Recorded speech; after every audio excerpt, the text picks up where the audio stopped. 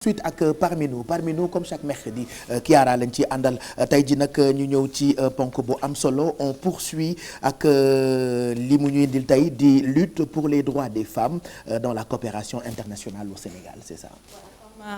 J'avais dit tout à l'heure, Pape Cheikh, aujourd'hui on parle des droits des femmes et de lutte contre la violence aux femmes, surtout en particulier contre la mutilation génitale féminine et les mariages forcés.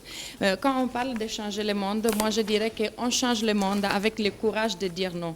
On change le monde avec la force de l'exemple et surtout on change le monde avec la rébellion à des codes sociaux qui n'amènent parfois que de la souffrance et des blessures profondes de l'âme, comme dans le cas de mutilation génitale féminine. Aujourd'hui, je suis très ravie d'accueillir sur plateau deux invités. Le premier invité, c'est Madame Kadi Koita. C'est une activiste franco-sénégalaise des droits humains et un leader international dans la lutte contre les mutilations génitales féminines et les mariages forcés en Afrique et dans le monde. En 2006, elle a publié un livre qui s'appelle Mutilé, qu'elle a été traduit en 22 langues et elle a vendu 100 000 copies. Dans beaucoup de pays, c'est bien ça. Un livre excellent. Après, on va lui demander à elle personnellement. C'est une dame qui a été mutilée à l'âge de 7 ans, mariée à 13 ans. Elle est partie en France, à Paris, pour rejoindre son mari à l'âge de 15 ans. Et depuis les années 80, elle se bat pour les droits des femmes. Et elle a participé en 2000 à la journée internationale contre les mutilations génitales féminines organisée par Emma Bonino, que c'est l'ancien ministre des Affaires étrangères italien, qu'elle a créé une ONG qui s'appelle No Peace Without Justice, qui travaille dans la même direction que Madame Kadi Koita. Et aujourd'hui, le deuxième invité, justement, c'est la directrice de l'ONG No Peace Without Justice, qui s'appelle Alvilda Jablonko. Après, je veux leur demander si je prononce bien, qui est directrice des genres et des droits humains pour l'ONG. Mais je vais d'abord poser une question à Madame Koita, parce que j'ai nommé tout à l'heure des codes sociaux. Comment ça a été votre expérience par rapport à la mutilation génitale féminine en étant partie d'une communauté comme la communauté Peul? Est-ce que vous pouvez nous raconter un peu votre histoire qui a donné vie au livre, à l'ouvrage Mutilé? Bonjour Kiara, bonjour tout le monde. Merci bonjour, madame. de nous avoir invités aujourd'hui. Bienvenue. Moi, c'est un parcours un peu spécial, un peu atypique. Et cette lutte est partie effectivement de Paris, où j'étais arrivée à l'âge de 14 ans, avec beaucoup de difficultés sur place. Les femmes qui vivaient là, nous avions été beaucoup oppressées par nos maris de l'époque. Et à un moment donné, en travaillant comme interprète dans les hôpitaux, les PMI surtout, j'ai rencontré beaucoup de femmes dans la souffrance que j'ai décidé d'aider parce que tout simplement, j'étais la première à parler le français à l'époque. Et la communauté a été très dure quand j'ai commencé à lutter. Très dure. Et c'est seulement 15 ans après que la communauté a compris et qu'elle commence à nous remercier du travail que nous avons fait. Parce qu'au départ, ça a été compliqué, j'imagine. Beaucoup de conservateurs vivent là-bas et c'est jamais évident pour une personne de se battre contre des croyances. Et nous dire tout simplement que nous renions notre culture, que nous étions dans le déni. Et parce que nous avons commencé la lutte, parce qu'il y avait 3 petites filles qui étaient vidées de leur sang, décédées à Paris. Donc on s'est lancé. Et là, ça a été très dur. La communauté ne comprenait pas pourquoi on se bat contre ces mutilations et contre les violences qu'ils faisaient subir à leurs femmes à l'intérieur de leur maison. Le livre Kadi Mutilé, c'est une forme de lutte aussi, parce qu'on y raconte l'excision, ses conséquences, et c'est très émouvant. Ça permet à la personne, même si elle n'a jamais vécu ça, de vivre en quelque sorte de mieux comprendre les aussi. conséquences. Oui. C'était le but du livre, c'est de faire comprendre aux gens ce que moi j'avais vécu et ce que beaucoup de femmes ont vécu. Par ce livre aussi, raconter que nos souffrances n'étaient pas seulement l'excision, mais beaucoup d'autres violences qui étaient dedans, qu'on vivait à l'extérieur du pays et que là-bas, il n'y avait pas de tante ni oncle à qui se retourner, quoi. Voilà. Au départ, les gens n'avaient pas compris, mais là, je me rends compte qu'ils comprennent de plus en plus ce combat. Comment ça se passe actuellement au Sénégal? Est-ce qu'on peut dire qu'il n'y a plus d'excision? Malheureusement, c'est dommage qu'on ne peut pas dire ça, ça existe toujours, mais la lutte, elle est là. Il y a des familles qui font ça, oui, toujours. Il y a encore des familles qui continuent. Et ce que j'ai remarqué, une petite remarque là en ce moment, c'est qu'il y a pas mal de personnes qui continuent à le faire sur des bébés de 7 jours. Sur des bébés. Sur des bébés. Et ça, donc ça veut dire que la lutte, elle doit reprendre à la base, retourner dans les familles et qu'il y ait un suivi. Il y a beaucoup de travail qui est fait très bien par des petites ONG et qu'on devrait leur donner encore plus d'aide pour continuer. Voilà, je voulais un peu me rattacher à ce qu'on est en train de dire. Pourquoi j'ai tenu en particulier à avoir Madame Khady Koïta sur le plateau? C'est parce que, en tant que sociologue, je suis toujours convaincue que les histoires de vie, donc l'exemple, ça motive plus les gens déjà à l'écoute parce qu'on ne reste pas dans la théorie. Là, c'est des gens qui ont vécu sur leur peau la tragédie de la mutilation, la douleur profonde que ça provoque. Et qui comprennent mieux les douleurs. Et c'est des gens comme Madame Koïta qui ont eu le courage de dire non. Et on sait très bien combien c'est difficile et combien ça peut coûter à l'intérieur d'une communauté d'être la première. Mais ça peut donner le courage et l'envie à des autres femmes de se dire peut-être moi je peux suivre cet exemple. On a aussi Madame la directrice des genres et des droits humains pour l'ONG No Peace Without Justice, qui a été créée par Emma Bonino, c'est l'ancien ministre des Affaires étrangères italien, et qui justement lutte dans cette direction contre les mutilations génitales féminines. Donc je vous laisse la parole pour parler un peu de l'ONG et de cette lutte qui est si importante. Merci bien à nouveau. Je suis ravie d'être ici et de pouvoir dire quelques mots en ce propos. L'ONG qui s'appelle No Peace Without Justice, c'est en français à expliquer, ça signifie « il n'y a pas de paix sans justice ». Et je pense que ça, c'est des mots très importants parce que ça, c'est vraiment la base de notre travail. Et on a commencé à travailler sur des questions qui étaient tout à fait différentes de celles duquel on parle aujourd'hui, mais c'est toujours pour se battre pour la justice pour tout le monde.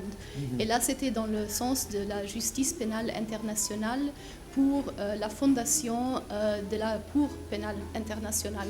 Ça, c'était le premier travail de No Peace Without Justice. Et après, quand Emma Bonino, justement, a rencontré Khady Koïta et a commencé à comprendre les problématiques liées aux mutilations génitales féminines et aussi aux questions différentes par rapport aux violences basées sur le genre, type mariage forcé, mariage d'enfants. No Peace Without Justice a commencé aussi à travailler sur questions spécifiquement des mutilations génitales féminines. C'était à l'époque où, en Europe encore, c'était pas quelque chose qui était vraiment bien connu et qui avait besoin d'avoir une voix très sérieuse qui parlait de la problématique en tant que violation des droits humains et dans le contexte plus large des violences faites aux femmes. Et alors c'était ça que a été le travail de No Peace Without Justice depuis les années 2000,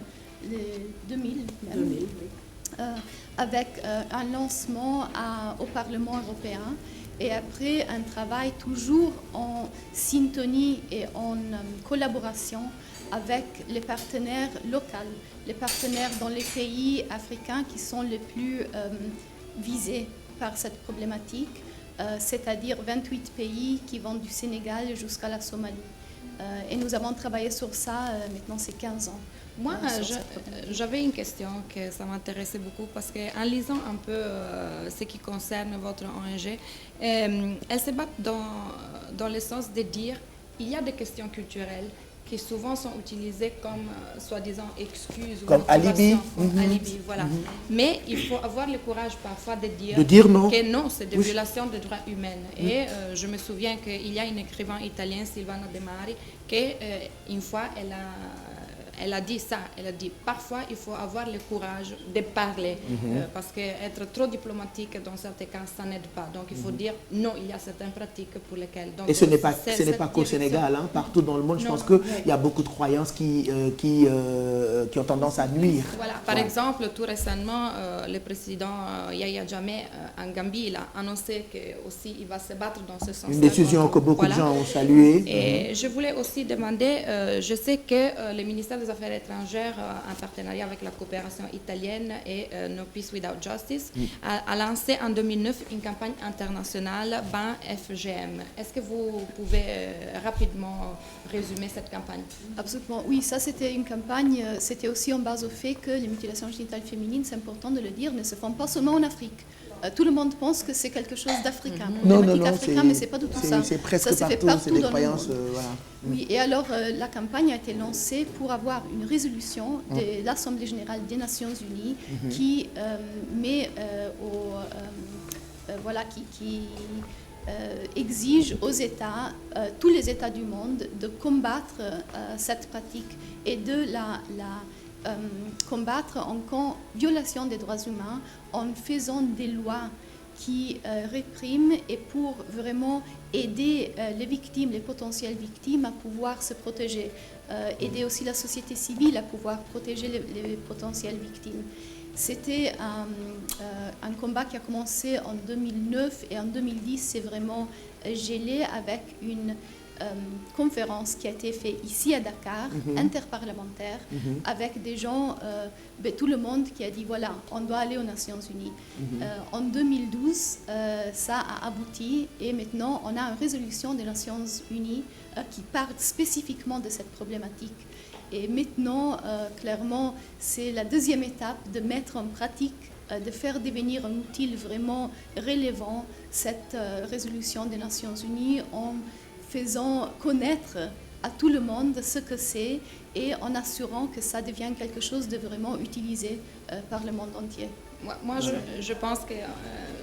je demande juste une question, après je laisse mes collègues vous poser des questions s'ils veulent. Par rapport à Kadi et à l'expérience qu'elle a eue, c'est après, elle peut aussi lancer un message peut-être aux femmes, pas seulement aux femmes, surtout pour dire pourquoi il faut parfois avoir le courage de dire non.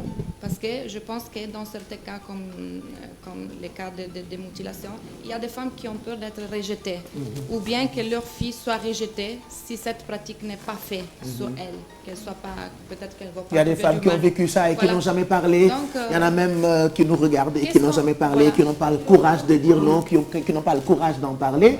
Et je pense que Mme Koïta est exemple. Voilà. Qu'est-ce qu'on peut dire à ces femmes que peut-être elles sont dans les doutes? Qu'est-ce que je vais faire? Juste pour dire un mot, elle a parlé de loi et de loi. Moi, après 20 ans de lutte sur le terrain, quand j'ai rencontré Emma Bonino, c'était l'occasion de faire du plaidoyer au niveau des députés européens pour leur dire que les petites filles nées en Europe sont des citoyennes à part entière, qu'on devait les protéger. Et je voudrais juste dire à la communauté aussi que la loi, elle est très importante, c'est un rempart pour la société civile, c'est aussi un rempart pour tout le monde, et qu'une loi n'est pas seulement pour sanctionner, mais c'est aussi un moyen de prévention. Voilà. Et que nos dirigeants devraient quelque part oublier leur fauteuil et ne penser qu'au futur et au bien-être de la population. Voilà. Moi, je pense que pour les femmes, je ne sais pas, la violence, elle est tellement universelle dans toutes les sociétés, toutes les couches sociales. Aujourd'hui, pendant des années de lutte, j'ai essayé de faire ce que je peux. J'ai créé une association avec des amis qui s'appelle La Palabre. On l'a créée à Bruxelles et on est venu à Thiès, d'où je suis originaire, la créer. Et aujourd'hui, on construit un centre d'accueil et d'hébergement pour que ces femmes et ces jeunes filles puissent se reconstruire. On est dedans. Est-ce que là, les femmes qui ont vécu ça ont la possibilité d'entrer en contact avec vous? Est-ce qu'il y a des rencontres qui sont organisées? Est-ce qu'il y a un lieu où elles peuvent se retrouver pour parler de leurs histoires? C'est ce qu'on essaye de faire à Thiès en ce moment. On est en concertation avec tout le monde. Mais il y a un numéro de téléphone où elles peuvent téléphoner, où il y a quelques personnes qui sont là. Nous ne sommes pas encore... Et c'est quoi le numéro de téléphone? C'est 77 367 31 35. Voilà. Le mail, c'est lapalabre@hotmail.com. Ben merci. Voilà. Et d'ailleurs, lancer cet appel aux femmes en leur disant tout simplement, c'est très beau, nos sociétés, nos communautés. Moi-même, je suis fière d'être sénégalaise, d'être africaine. Je suis partie à Paris. Peut-être ça a ouvert certaines portes. Oui. Hein? Mais comme on dit en wolof, si tu sais d'où tu viens, tu sais où tu vas. dëgg la boo xamee fi nga jógee di nga xam fi nga jëm. nos trucs. dëgg la mais que si on ne casse pas les œufs, on ne fera jamais. déedéet munoo omelette sans toj di nen. Voilà. déedéet mënul nekk. Notre rébellion est bon, il y a certaines femmes, mais il faut qu'on ferme les yeux. quand même. Il faut qu'il y ait quelqu'un sacrifié. Voilà. Et ces sacrifiés, j'en fais partie, pour que les autres puissent avancer. Voilà, en tout cas, merci de votre courage ñu ngi la ci gërëm bu baax je pense que dinañ expliquer tuuti téléspectateurs yi pour ñu déggul français di seetaan yow da nga ko dund. muy xaraf gi ñuy xarafal jigéen ñi xëj na léegi sax dañu jàpp ni dañ na mais madame Koita mu ngi ñuy wax ni am na ci famille yoo xamante ni ba tey mu ngi continuer di am foofu yow dañu la ko defoon bi nga màggee ba xàmmee ba dem France nga jóg def say combat ànd ak ay ONG ak ñoom seen te loolu ñu ngi la ci gërëm bu baax tey am na ay jigéen yuy seetaan xëj na ñoom dund nañu loolu mais amuñu fitu waxtaane ko je pense que am na numéro boo xam ne buñ ci wootee dinañu mën a discuter ak ay borom xam-xam yu leen mën a dëfal waaw dalal leen waaw.